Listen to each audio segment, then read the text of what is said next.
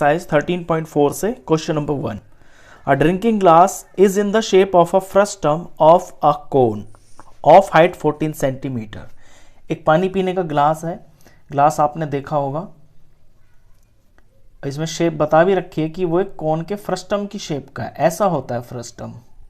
अब ग्लास जो है नीचे से, जो इसके सर्कुलर होता है पार्ट नीचे वाला, वो छोटा होता है, ऊपर वाला बड़ा होता है। इसलिए मैंने ग्लास को इस तरह से बनाया है। इसकी जो हाइट है, ग्लास की हाइट 14 सेंटीमीटर दे रखी है। The diameters of its two circular ends are 4 centimetre and 2 centimetre. इसके जो सर्कुलर एंड्स हैं, इनका डायमीटर दे रखा है। तो बड़े वाले का डायमीटर है 4 सेंटीमीटर, तो बड़ा डायमीटर यानी कि ये 4 सेंटीमीटर है।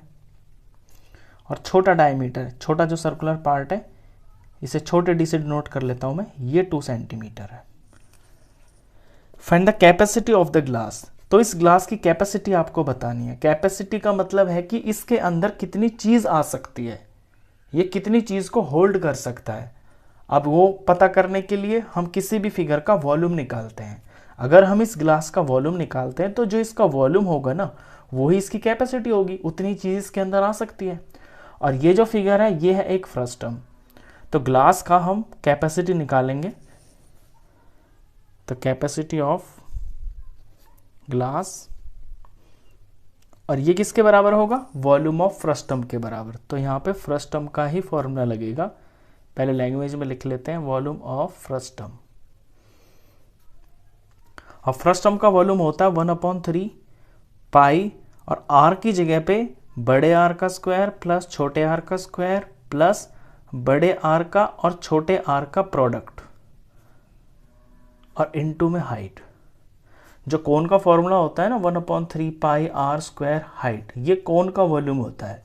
सारा सेम होता है, बस ये जो आर होता है ना, यहाँ पे आर की जगह पे ये 3 टर्म्स आती हैं इसके अंदर, बड़े आर का स्क्वायर, छोटे आर का स्क्वायर प्लस में बड़े छोटे का प्रोडक्ट। क्योंकि ये कोन का ही पार्ट होता है, एक फॉर्मूला भी उस जैसा ही होता है, बस आर की जगह पे ये चीज़ आती है। अब इसमें वैल्यू भरते हैं, आपका आंसर 1/3 पाई की जगह लेंगे 22/7 इंटू ब्रैकेट स्टार्ट बड़े आर का स्क्वायर। आर इसके अंदर डायरेक्ट तो दे नहीं रखे, डायमीटर दे रखे हैं। बड़ा डायमीटर 4 है, तो बड़ा रेडियस कितना हो जाएगा? 2 सेंटीमीटर। यानी यहां से यहां तक का ये जो बड़ा सर्कुलर पार्ट है, इसका जो रेडियस है वो 2 सेंटीमीटर। तो इसमें 2 का स्क्वायर। ऐसे छोटा रेडियस, छोटा डायमीटर 2 दे रखा है, तो छोटा रेडियस हो जाएगा इसमें, इसका हाफ 1 सेंटीमीटर। डायमीटर का हाफ रेडियस होता है, तो ये 1 सेंटीमीटर। फिर इन दोनों का प्रोडक्ट यानी 2 × 1, और हाइट क्वेश्चन में गिवन है 14 सेंटीमीटर। फर्दर सॉल्व करते हैं।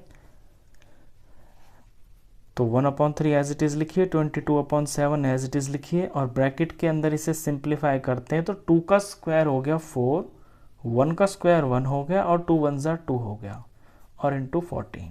अभी कुछ चेंज नहीं किया है मैंने, सिर्फ ब्रैकेट को सॉल्व किया है।